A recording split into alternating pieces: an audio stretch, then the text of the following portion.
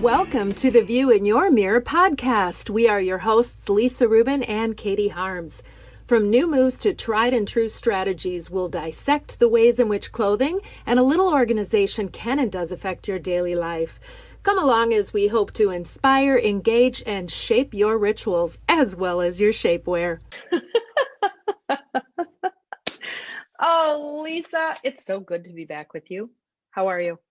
I'm good, Katie. We just had a little beauty blind spot that occurred before we started our podcast. Should we discuss it? Oh, Lisa, you know what? What would happen if I said, no, we shouldn't discuss it? I'd probably do it anyway because I'm still laughing about it. Yes, indeed. So, should we first talk about what season it is? I think that's a good idea. We're in season 2, aren't we? And this is episode 3. It is. This is the triune of episodes. And I made the triune of a blunder. Let's see, what did I do? It was a beauty blind spot on a Zoom call because we're recording Zoom. That's one of the good things that's come out of COVID, I guess, is that people have learned how to do business differently. And we can Zoom from anywhere and be on a Zoom call, put a podcast together. Exactly. And that's why we're going to be able to have guests too. From far off places, all over the world. I'm very excited, very excited. But yes, back to my faux pas. I'm not proud of it, but if it helps someone else to know, I remember back, there was a Zoom call early on when Zoom meetings were happening where literally someone went to the bathroom while Zooming, not realizing that they could be seen. So what did I just do? Really not thinking about it. And I'll tell you why I didn't think about it after you say what I did, because I can't. I think I've gotten you a little paranoid about the adjustments of the bra straps. So as we were pre-discussing what we were going to discuss today, like we always do, you proceeded to stick your hand down your shirt and readjust your chest area as you were talking to me. And all I could do was laugh. And what did I say? I said, Katie, I am so proud of you that you made sure that your bra straps were adjusted. And you're like, no, it wasn't my bra straps. I was mortified. And here is why that happened. We do a spotlight on a nonprofit, and I had gone into the information that I'd put together on them. And so that's what was showing up on my screen. And I just completely spaced out that, yes, of course, the camera was still showing me to you what I was doing. Long ago, before several of the last updates, FaceTime, if you were on FaceTime and you went to a message or something, it shut down the camera. And I'm sure everyone got used to that. That doesn't happen on Zoom.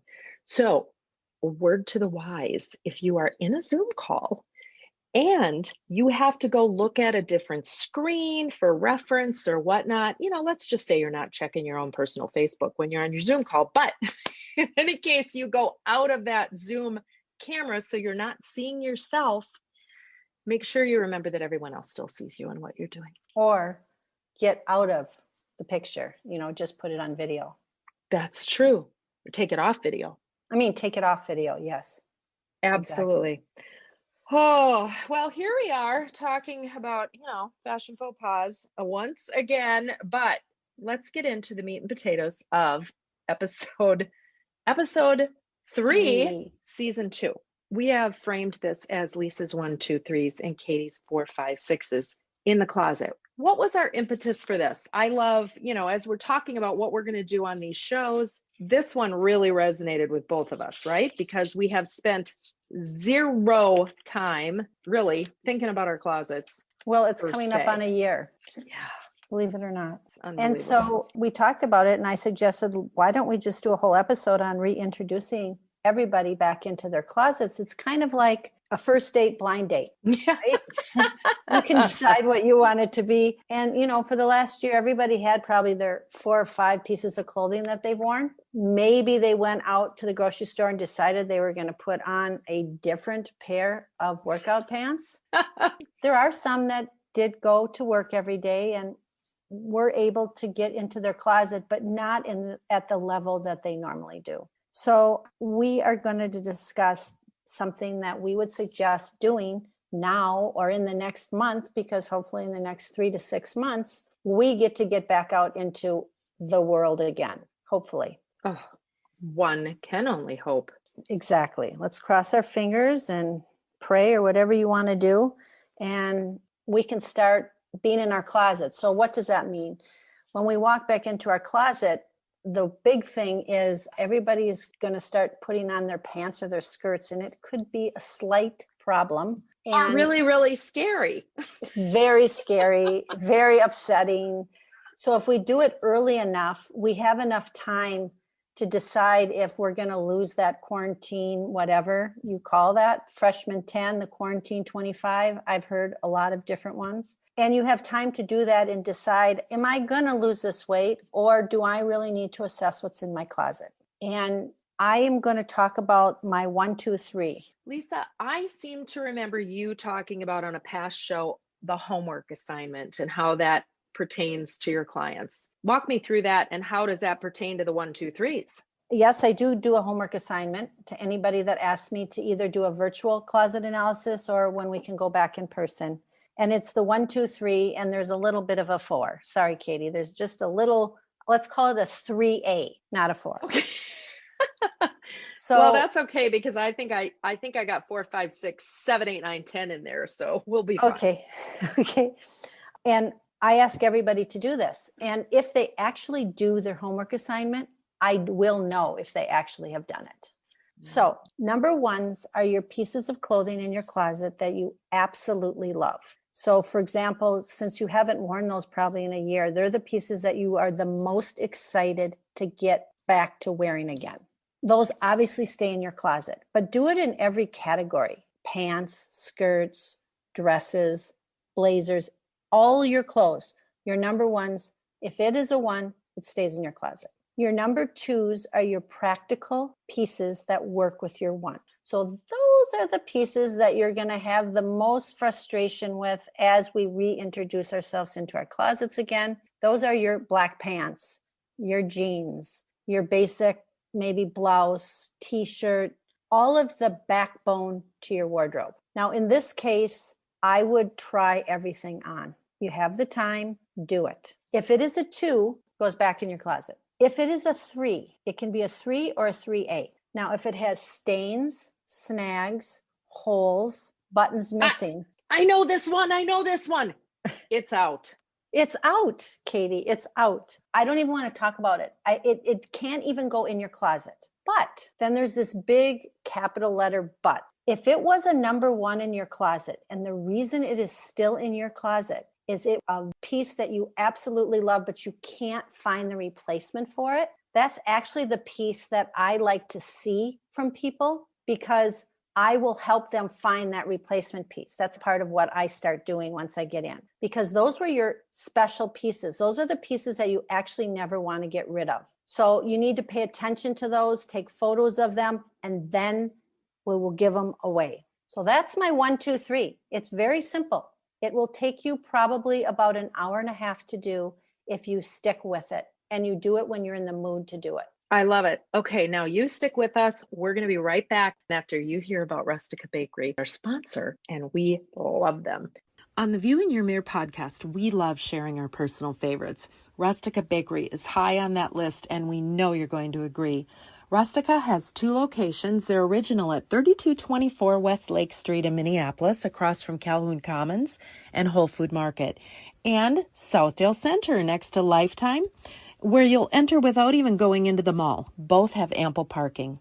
Either online or in-store, bread, breakfast, dessert, treats, a menu sure to allow you to find a personal favorite in no time. Online ordering is a breeze, and curbside pickup is an option. Available in-store only are savory menu items. Think grab and go for lunch or enjoy them there. Brunch items are offered Friday through Sunday. My personal favorite is the Take and Bake cookies, available online or in-store. Truly a capstone for any get-together, and in just 15 minutes from package to plate, a memory to make. We highly suggest you always have these in your freezer.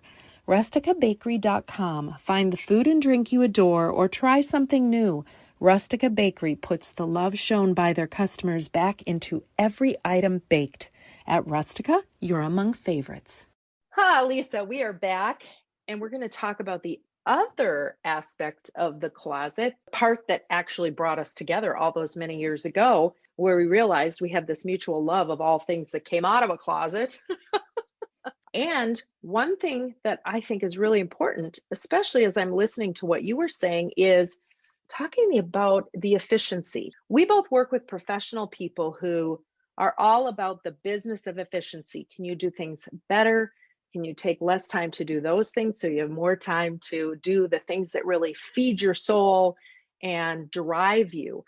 And if you can be more efficient in how your clothes are laid out in your closet and what clothes are there, you save yourself time, you save yourself money. It's a beautiful thing. I agree. And when I do my closet analysis, coming up with a plan for everybody on what they actually need, so you're not spending money that you really don't need to spend on, and you can put that money into other things, is really important. You know, I gotta believe that once you go through that with somebody too, and they know, like maybe you've sent them pictures of what to look for, because some people still love to shop.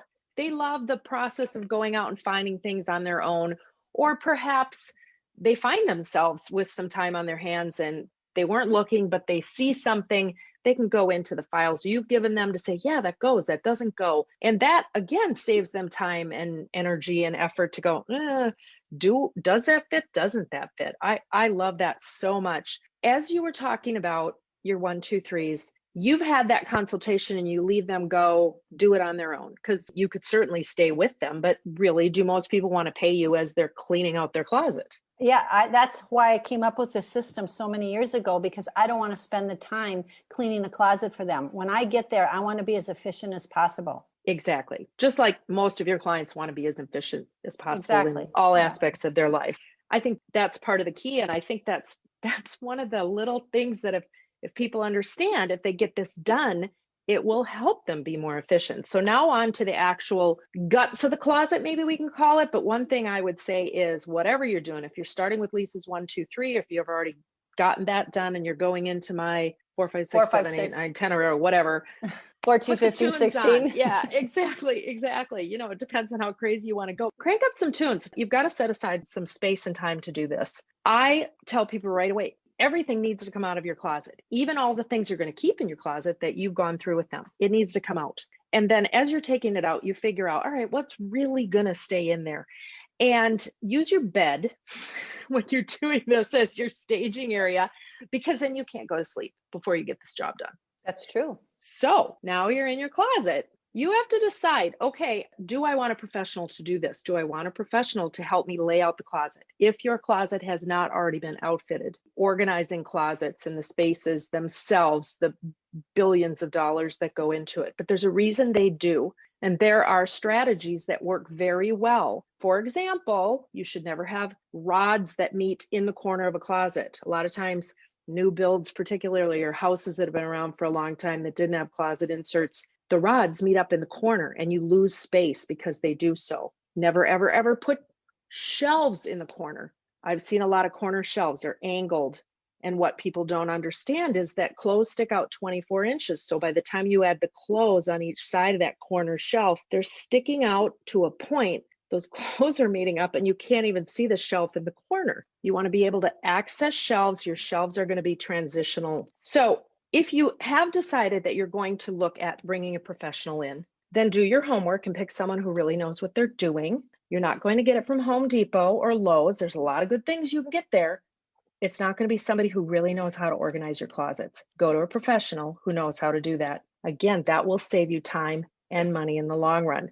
So reimagine your space. If you're not using a professional, reimagine your space. Think vertically. There's a lot of space up high that isn't used properly. I don't like to have any shoes, purses, bags, anything on the floor of a closet. I think it's a waste. Clothes, again, stick out 2 feet. So if you have shoes under there, they get kicked to the back and they get lost. That's why double hanging is so beautiful. 20% of what you have in your closet is probably what you're using in all aspects. We've talked about the 80-20 rule. So you want that 20% of things in your closet to be as accessible as it possibly can. We talked about double hanging. We talked about the shorter items on the top. If you think about it, and in a lot of closet companies will not put that extra shelf above the lower hanging of the double hanging. If you hang your pants, your skirts on that upper hang, or maybe your vests, those don't hang down as far, and that gives you a whole nother shelf that's so accessible. Never hang clothes perpendicular in a corner. We've also talked about that. What am I on now? Am I on like ABCD 12, 13, 14, 15? No, you're on about 16, but Okay. you forgot one. I've got more. Oh, Right, one in wait. particular that's very important, especially when I come into someone's closet, is Tell the me. rod that sticks out. Oh, the yes. hanging rod. Because Because I use that a lot. And Yes, it's also a really nice thing to have when you're planning your wardrobe for the morning. You can hang everything there so it's ready to go. Exactly. That is the pull-out garment rod. And it is, you can get them. If you've got a closet that's already done and you don't have one of these, you can find them on Amazon. Just make sure they pull out far enough. If you have to put them on the panels between some of your hanging, remember the hanging clothes stick out 12 inches from the end of that vertical panel in most cases. So you got to get out in front of those clothes. Never hang those pull-out garment rods above drawers. I see this done so often in professionally done closets. They're above your drawers. That doesn't make sense to me. If you are using them because you've laid out your outfit for the next day, my guess is your underwear, your undergarments are in those drawers. So do you really want to push them out of the way to open your drawer, then to get what you've got hanging on that rod? So I always tell people, hang that over your shoes if you can. Think about actually what's going on there. The other thing that's great about it is when you come back from the dry cleaners and you've got those clothes, you hang them up there, you can take the bags off, you can then put them in your closet where they need to go. Along with that, as you're prepping your closet, keep a shelf open. Let's say you're coming in with your laundry basket. You want to set stuff up there before it goes into the rest of your closet. It's another way to keep your clothes more organized and efficient. Or if you've got a purse that you want to switch out, you've got an open space and an ability to do that. Now, a couple of things you have, what did you call them? You had a perfect name for them. Things in your closet that you don't want to get rid of, but you maybe are never wearing. Keepsakes. Yes, keepsake items. Keepsake clothing. Keepsake clothing. That's 3B. 3B. I forgot to talk about 3B because I couldn't use 4 today, but I normally use it as a 4. If anybody can keep track of the number and lettering system, you're going to win a prize. There's so many important things. 3B, I suggest getting a really pretty cloth box and putting things in that cloth box. A lot of times you can get labels and then putting it way up on top on that top shelf. Generally closets are 8 foot tall and the top rod on a double hang is up at around 7.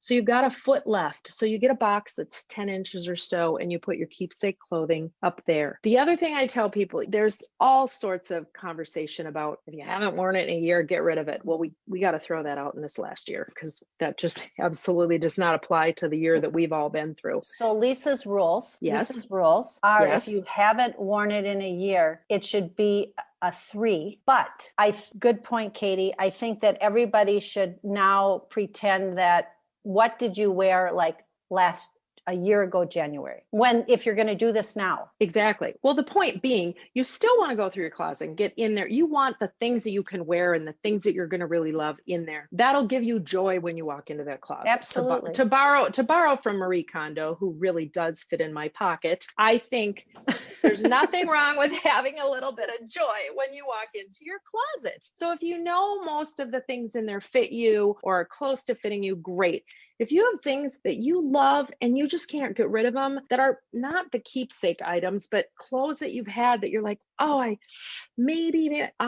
really instruct you to take them and put them in an underbed box, or if you have downstairs storage or whatever, and keep it. And then set yourself a memo in your calendar 6 months from now to go look at that box. If for no other reason, then you're going to pull something out and go, oh my God, why did I keep this? Or, oh, yay, I fit in this now. There's all sorts of ways you can go with it, but don't get rid of it. Don't get rid of it until you're really ready to get rid of it. That's not one thing we need to stress ourselves out on. The last thing I'm going to mention, which is probably, 82 on the list of things we've talked about, pay attention to your lighting. Yes. The lighting makes we talk about it on Zoom calls. It makes a difference in your home, especially in the winter when it's dark and dreary. Get the best lighting you can possibly afford to get in your closet so that when you walk in there and flip that light on, something like I think that's good. There's one thing also, Katie, that we should really touch on, and that's once we have all the clothes that we're not going to keep anymore, what should we do with them? I suggest that any clothes that are in good condition, that don't have stains and snags and rips and tears, that there are many places, and I know we're going to have one of them as our nonprofit this month, you should try to give them away. Now, because of COVID, a lot of places aren't taking it right now. So let's try to maybe hang on to that a little bit longer so that we can make those donations properly. And there's women's shelters. And Katie, you can talk about our nonprofit. Then there's also Salvation Army and Goodwill to give away some of those pieces of clothing. And I really, really think it's important. I do too. You're paying it forward once again. And think about the women, particularly who are going to be wearing these pieces. And so you're giving them away with the knowledge that they're going to a great place. And that is such an incredible segue, Lisa, into our nonprofit for this month, which is Dress for Success Twin Cities. They believe in empowering every woman through employment. They offer high touch, high impact career and workplace skills development programs for low income women to help them achieve career advancement, career stability, and economic sustainability. So they offer long lasting solutions that enable women to break the cycle of poverty. Dress for Success Twin Cities is part of a global movement for change, empowering women to obtain safer and better futures. Now, their tagline is, "We are about so much more than simply a new outfit." Dress for Success Twin Cities, www.dressforsuccesstwincities.org. We're happy to have them as our nonprofit spotlight. And with that, can't wait to hear from people how they approach their 1, 2, 3, 4, 5 to 82.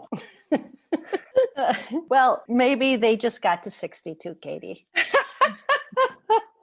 Well, wherever they got, we know that it was a fun process for them, right? We're just going to assume that it might be the biggest dread of their lives, but once it's done, that's when it feels good. Katie, believe it or not, you are forgetting one more thing. What about a mirror if you have room in your closet? Lisa, you are absolutely correct. And I did forget that. It is imperative to have a mirror full length, whether it is in your closet or somewhere conveniently located that you can get a good view of yourself. We are, after all, the View in Your Mirror podcast. So we believe in great views in your mirror and all sorts of different angles. Get in the habit of looking at yourself in that mirror before you eventually leave the house or before you go on to your Zoom calls. Full length is really an important thing to have. Thanks for reminding me. You got it. So Lisa, if people want to use your skills and the 1, 2, 3, how do they get a hold of you? Lisa@wardrobeconsulting.net. And if you are interested in getting a hold of me, you can reach me at katie@katieharms.com. You, of course, can find both Lisa and I at theviewinyourmirror.com, where we are excited to have all of our shows listed and all of our nonprofit spotlights. We are so excited to welcome Rustica Bakery as our sponsor. We know that if you go through the 1, 2, 3, 4, 5, 6s and beyond, that the view in your mirror is only going to get better.